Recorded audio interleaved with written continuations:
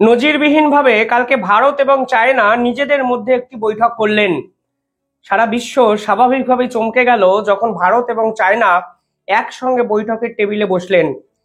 Doctor Jaishankar ভারতের পক্ষ থেকে রিপ্রেজেন্ট করলেন এবং এই মিটিং এর পর ভারত এবং চায়না উভয় একটি প্রেস বিবৃতি জারি করলো। সময়টা বোঝার চেষ্টা করুন। এক সপ্তাহ পর আমেরিকা ভারতের উপর শুল্ক কর চাপাতে শুরু করবে, অর্থাৎ 2 এপ্রিল এই ট্যারিফ যুদ্ধের ডেডলাইন হিসাবে গোটা বিশ্ব যখন ভাবতে শুরু করেছে, তখন বিপরীত দিকে বিশ্বের অন্যতম দুই প্রভাবশালী দেশ চায়না এবং ভারত নিজেদের মধ্যে প্রথমবারের জন্য এই ধরনের বৈঠক করলো এবং নিঃসন্দেহে আমেরিকার উপর এক তীব্র চাপ কিন্তু কালকে তৈরি করা হলো। মোহাম্মদ ইউনেস চীনে যাচ্ছেন আজকে। মোহাম্মদ ইউনেসের চীন সফরের আগেই ডক্টর জয়শঙ্করের সাথে চীনের এই ধরনের মিটিং নিঃসন্দেহে তাৎপর্যপূর্ণ এবং অর্থপূর্ণ বটে। এই পুরো মিটিং এর বিশ্লেষণ যদি আপনারা দেখেন তাহলে বুঝবেন ভারত নিঃসন্দেহে এমন কিছু বাণ এই মিটিং এর শেষে মারলো যা নিঃসন্দেহে ভারতের প্রভাব, ভারতের বার্তা এবং ভারতের জিওপলিটিক্যাল প্রেজেন্স আরো অনেক বেশি দৃঢ় করলো একদিনেই। এই মিটিংয়ে একটি জয়েন্ট বিবৃতি দেওয়া হয়েছে। কি বলা হয়েছে? সেখানে বলা হয়েছে উভয় পক্ষ এই লক্ষ্যে প্রাসঙ্গিক কূটনৈতিক এবং সামরিক ব্যবস্থা বজায় রাখতে এবং শক্তিশালী বিভিন্ন রকম পদক্ষেপ করতে সম্মত হয়েছে। ভারতের প্রতিনিধি দলের পক্ষ থেকে যুগ্ম সচিব এবং চীনা প্রতিনিধি দলের নেতৃত্ব দিয়েছেন চীনের পররাষ্ট্র মন্ত্রণালয়ের প্রধান সহ পরিচালক।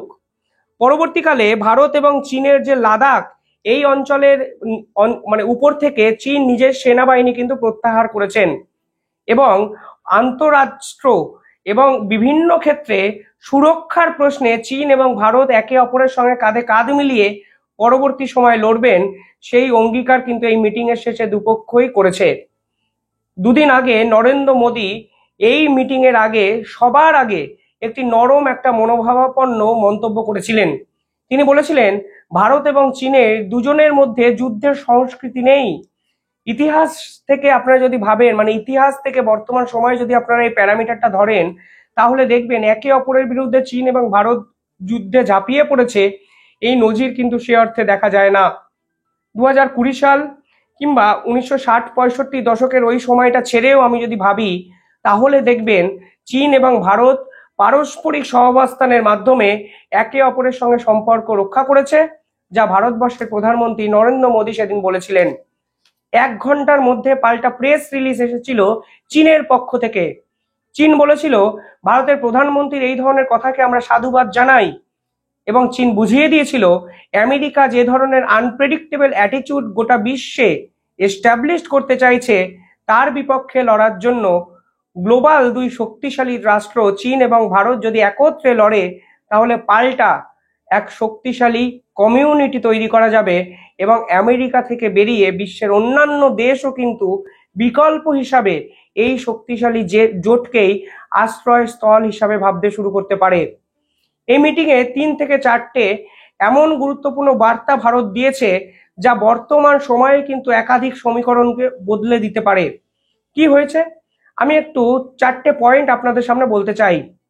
ডোনাল্ড ট্রাম্প ইতিমধ্যেই ভেনিজুয়েলার উপরে 25% সেকেন্ডারি ট্যারিফের ঘোষণা করে দিয়েছে, অর্থাৎ ভেনিজুয়েলা থেকে যারা তেল কিনবে তাদের উপরেই এবার ট্যারিফ লাগাবে আমেরিকা যুক্তরাষ্ট্র।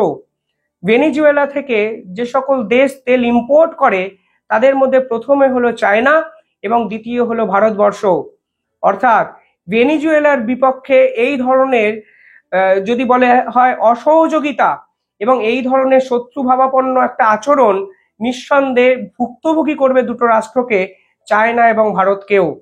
এই প্রেক্ষাপটে দাঁড়িয়ে যদি রাশিয়া, ওপেক এবং বিশ্বের অন্যান্য দেশগুলো থেকে তেল আমদানি ভারতবর্ষ করতে চায়, তাহলে কিন্তু চায়নার সহযোগিতা প্রয়োজন।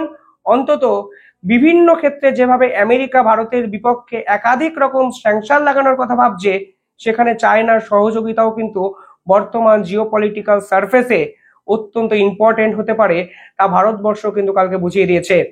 পাশাপাশি যখন ভারতবর্ষ চায়নার দিকে ঝুঁকবে, তখন কিন্তু ইতিমধ্যেই ডোনাল্ড ট্রাম্প যেরকম ভাবে ভারতবর্ষকে ট্রিট করতে শুরু করেছেন, তার পাল্টা একটা প্রতিক্রিয়া ট্রাম্পের পক্ষ থেকেই হয়তো দেখানো হবে। কোনোভাবেই ডোনাল্ড ট্রাম্প ভারতের বন্ধুত্বকে হারাতে চাইবেন না। অন্তত প্যাসিফিক ওশিয়ানে যদি আমেরিকা কোনোভাবে ঢুকতে চায় তাহলে ভারতবর্ষের উপর বাজি আমেরিকাকে ধরতে হবে। অজিত দেওয়াল এবং তুলসী গ্যাবার্ট এ বিষয়ে একটা বিস্তারিত মিটিংও করেছেন, কিন্তু তারা বৈঠকের টেবিলে ভারতকে বন্ধু বলার পরেও ট্যারিফে ভারতকে কোনো অংশে ছাড় দেওয়ার প্রবণতা দেখাচ্ছেন না। অর্থাৎ আমেরিকার দ্বিচারিতা ভারতবর্ষ যে কোনোভাবে ভালোভাবে নিচ্ছে না তা কিন্তু কালকে আরো একবার স্পষ্ট হয়ে যায়। পাশাপাশি একের পর এক অস্ত্রের জন্য বিপুল পরিমাণে টাকা নেওয়া সত্ত্বেও কোনো না কোনো কারণে অস্ত্র রপ্তানি ডিলে করার চেষ্টা করছে আমেরিকা। আর সেই প্রেক্ষাপটে দাঁড়িয়ে ডক্টর জয়শঙ্করের চায়নার সঙ্গে এই ধরনের বৈঠক নিঃসন্দেহে আমেরিকার কাছে বার্তা দেওয়া যে তোমরা যা প্রতিশ্রুতি দিয়েছো তা পূরণ করো, দয়া করে আমাদের পিছনে ছুরিটা মেরো না, আমরা তোমাদের বন্ধু, আমেরিকার সঙ্গে আমাদের সম্পর্ক অত্যন্ত ভালো, ডোনাল্ড ট্রাম্পের সঙ্গে নরেন্দ্র মোদীর বন্ধুত্বপূর্ণ সহাবস্থান আছে, তাহলে কিসের জন্য আমরা চায়নার কাছে যাব? আমেরিকাকে ছেড়ে আমাদের চায়নার কাছে যাওয়ার প্রয়োজনীয়তাটা বা কি? আজকে তোমাদের জন্য শুধু আমরা বাধ্য হচ্ছি চায়না শরণাপন্ন হতে, কারণ তোমাদের যদি আমেরিকা ফার্স্ট পলিসি হয় তাহলে ভারতবর্ষের স্বার্থের কথাও আমাদের ভাবতে হবে। ভারতীয় প্রোডাক্টের উপর তুমি দিনের পর দিন ট্যারিফ চাপাবে বলবে, আর আমরা মুখ বুজে সহ্য করে থাকবো, এই দ্বিচারিতা অন্তত বর্তমান ভারতবর্ষ আর মানবে না। এই বার্তা কিন্তু কালকে এই মিটিং এর পর স্পষ্টত দেওয়া হয়েছে। সেকেন্ড যে পয়েন্টটা আমার মনে হয়েছে তা হলো কালকে রাশিয়াকে একটি বার্তা দিয়ে দিয়েছে ভারতবর্ষ। বিশ্বের একমাত্র দেশ যারা চেয়েছিল চায়না এবং ভারত যেন একত্রে এই গোটা বিশ্বের সমস্ত আগ্রাসী মনোভাবের বিরুদ্ধে রুখে দাঁড়ায়। আগের বছর ব্রিক্স সম্মেলনে পুতিন, নরেন্দ্র মোদী এবং চায়নার প্রেসিডেন্ট একটি মিটিং করেন। প্রথমবারের জন্য পুতিন সেদিন ভারতকে অনুরোধ করেছিল চায়নার সঙ্গে যা সমস্যা আছে তা ভারত যেন সেদিন মিটিয়ে নেয়। এরপরেই ভারতও অগ্রণী একটা ভূমিকা দেখিয়েছিল এবং চায়না কথা দিয়েছিল এলওসিতে লাদাখের অঞ্চল থেকে চীন সেনাবাহিনী কিন্তু তারা প্রত্যাহার করবে। অর্থাৎ রাশিয়া কিন্তু এই স্টেপের পর অত্যন্ত খুশি হবে এবং ভারতবর্ষ এবং রাশিয়ার বন্ধুত্ব আরো বেশি জোরালো হবে।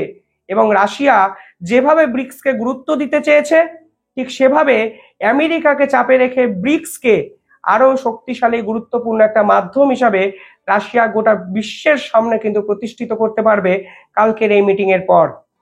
পাশাপাশি ইউরোপকেও একটি বার্তা দিয়েছেন ডক্টর জয়শঙ্কর।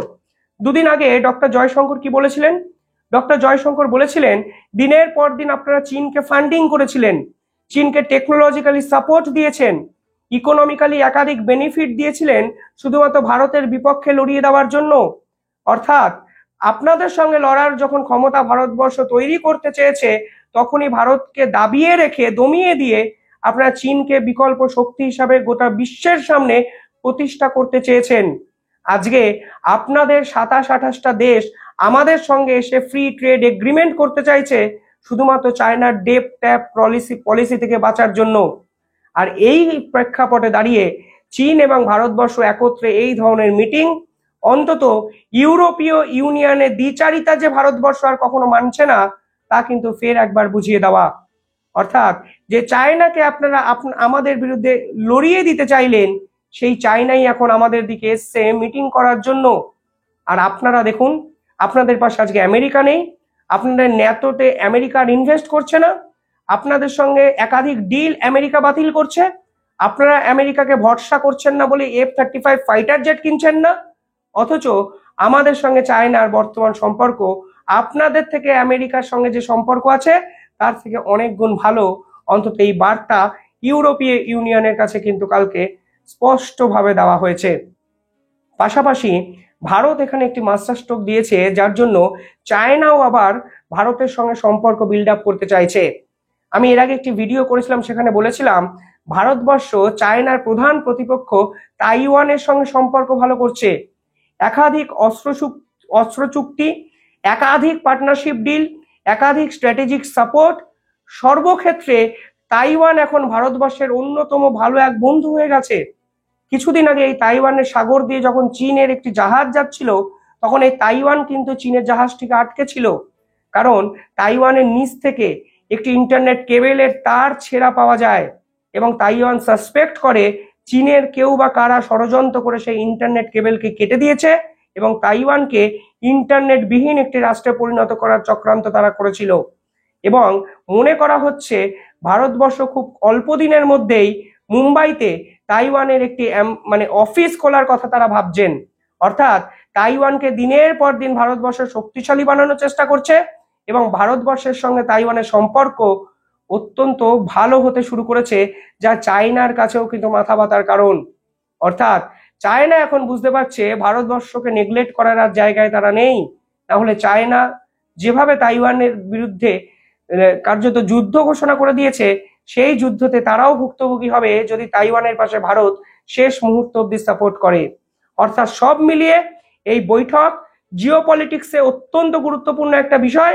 একাধিক সমীকরণ উঠে এসছে, যার মাস্টার মাইন্ড চালকা শক্তি চালকের আসনে যদি বলেন বসেছে, তা নিঃসন্দেহে ভারত।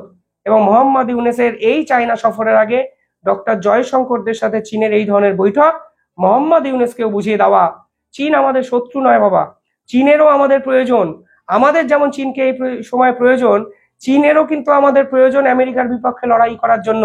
আর তোমরা চীনের কাছে যতই নালিশ করতে যাও, চীন কিন্তু আমাদের বিরুদ্ধে র্যাডিক্যাল কোনো স্টেপ নেওয়ার জায়গায় নেই। অর্থাৎ এক ঢিলে 1 2 3 4 5টা পাখি কালকে মারল ভারতবর্ষ। চালকের আসনে বসে জিওপলিটিক্সকে এইভাবে ডমিনেট করা যায়, কালকে কিন্তু ভারতের বিদেশ দপ্তর পরিষ্কারভাবে আন্তর্জাতিক স্তরকে দেখালেন। আপনারা কি ভাবছেন কমেন্টে জানাবেন।